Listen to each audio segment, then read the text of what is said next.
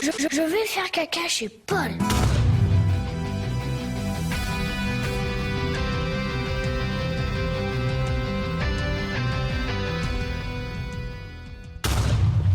Bienvenue dans votre émission mensuelle d'actualité, news, sorties et anniversaires de célébrités. Aujourd'hui, comme toujours, vous aurez le choix au cinéma, car voici venir les sensationnelles actualités du mois.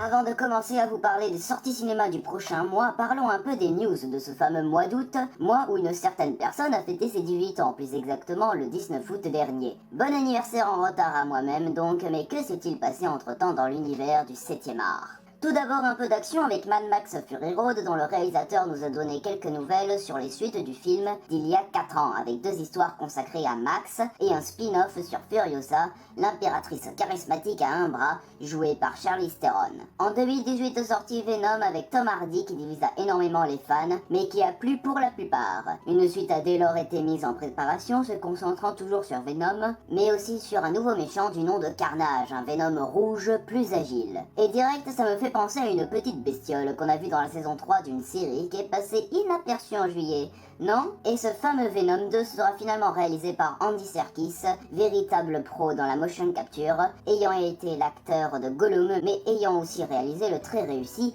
Mowgli, la légende de la jungle, disponible sur Netflix. Après l'annonce de la venue de la série Friends sur Netflix, une nouvelle news concernant une série ne manquera pas de vous faire sourire, car il se pourrait qu'un film sur la série Malcolm soit en préparation et devrait sortir au cinéma. Passons maintenant côté horreur avec Ça chapitre 2 dont nous connaissons enfin la durée et qui sera de...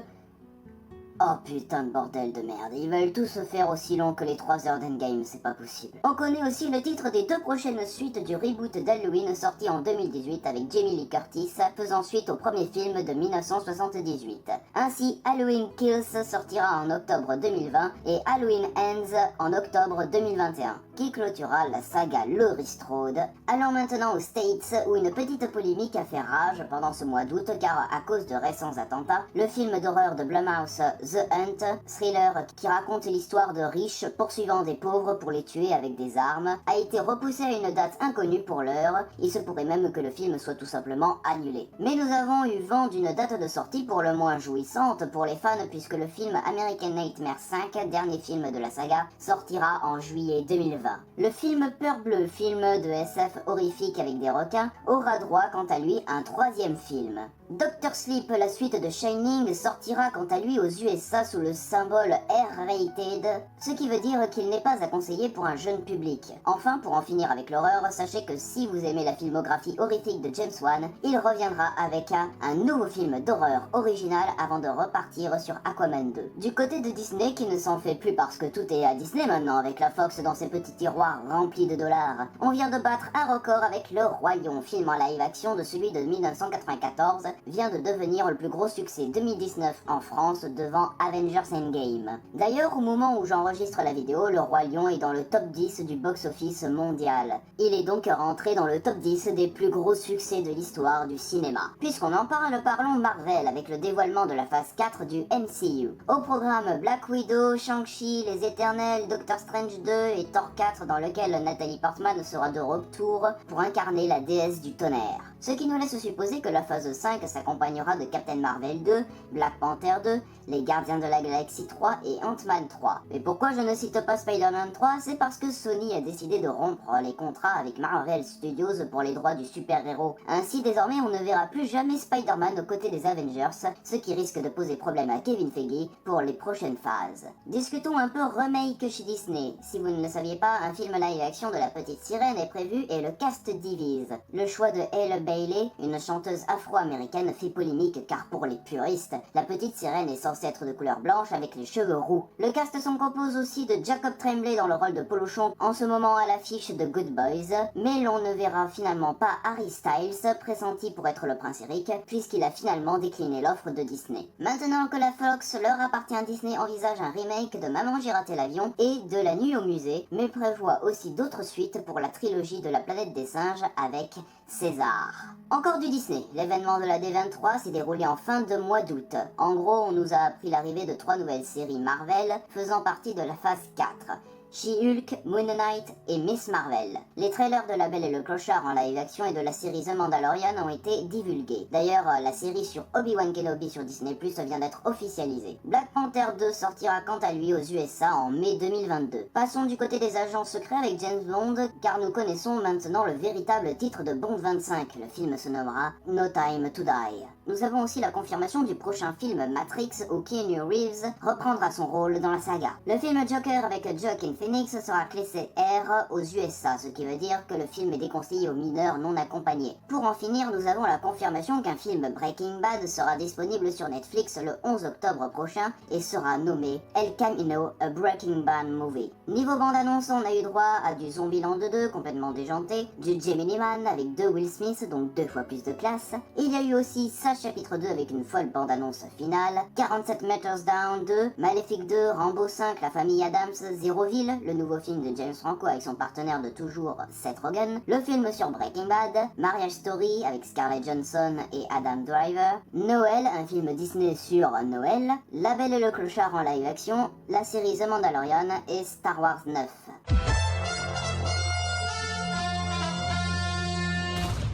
La partie actualité est finie, passons maintenant aux sorties du mois de septembre. Et on commence avec ça chapitre 2, toujours réalisé par Andy Muschietti, reprenant le cast du club des losers ados, plus le club des losers adultes avec notamment Jessica Chastain et James McAvoy, sorti le 11 septembre. Côté dramatique, pour les plus sensibles, je vous conseille d'aller voir Le Chardonneret qui parle de l'histoire d'un jeune petit garçon de 13 ans qui va devoir faire le deuil de sa mère, morte à une exposition d'art lors d'un attentat. Il s'agit donc d'un film sur le deuil et la mort, qui emmènera l'enfant jusqu'à sa vie d'adulte, toujours tourmenté par ces événements. Sorti le 18 décembre. Pour ceux qui seraient fans de l'espace, je vous conseille le même jour Ad Astra avec Brad Pitt qui va devoir aller chercher son père, joué par Tommy Lee Jones, dans l'espace. Toujours pas convaincu, bande de petits gourmands? Je vous propose alors 2 derniers films qui sortiront tous deux le 25 septembre. Un français et un américain. Le film français sera Le Dindon avec Danny Boone, une comédie racontant l'histoire d'un homme ayant un coup de foudre pour la femme d'un de ses amis. Et pour le film américain, je vous propose le 5e et dernier film d'une saga qui commença en 1982 avec Sylvester Stallone en premier plan. Il s'agit bien sûr de Rambo 5 alias Rambo Last Blood, racontant les dernières péripéties de notre grand guerrier musclé. Et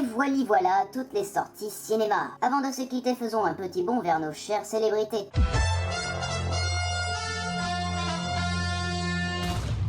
Ce mois-ci, nous fêterons les 39 ans de Gilles Alma, vu dans Nos chers voisins, les 47 ans de Ricardo Antonio Chavira, vu dans Desperate Housewives, les 47 ans de David Arquette, vu dans La peau du shérif dans la saga Scream, les 56 ans de Roger Barthes, vu dans Hostel chapitre 2, désolé, on a les rêves qu'on mérite, les 40 ans de Wes Bentley, vu dans Hunger Games, les 37 ans de Beyoncé, qui prête sa voix à Nala adulte dans la version live-action du Roi Lion, les 61 ans de Brad Bird, réalisateur des 2 Indestructibles, Ratatouille et Le Géant de Fer, les 64 ans de Patrick Braoudé, réalisateur français de Is No Good, les 66 ans de Marie-Anne Chazelle, vue dans la trilogie Les Bronzés, les 63 ans de François Cluzet et les 43 ans de Marion Cotillard, vus tous deux dans Les Petits Mouchoirs, et sa suite Nous finirons ensemble. Les 61 ans de Ethan Cohen, réalisateur de The Big Lebowski, les 45 ans de François-Xavier de Maison, vu dans Le Petit Nicolas, les 78 ans de Brian De Palma, réalisateur du premier Mission Impossible et Carrie au bal du diable, les 74 ans de Michael Douglas, vu sous les traits du docteur Henry Pym dans le MCU, notamment dans les 2 films Ant-Man.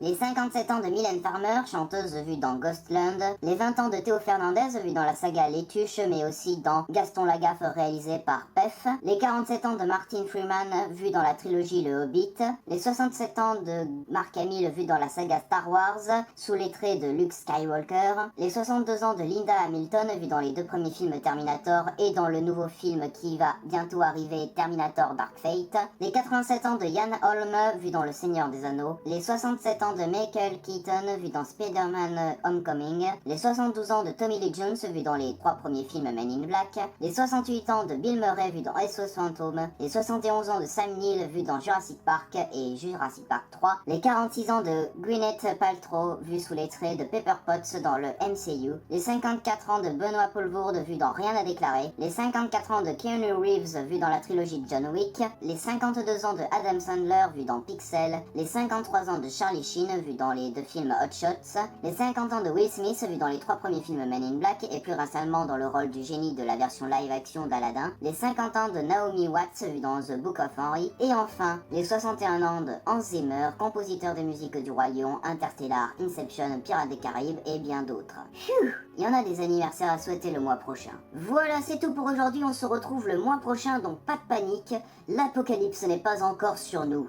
Pour le moment. N'hésitez pas à nous suivre sur les réseaux sociaux et à suivre toutes les futures vidéos parce qu'on aime vous voir glander sur internet alors que vos parents vous demandent de sortir des écrans. On se retrouve le mois prochain, bande de petits gourmands. C'était Esprit Z, coupé.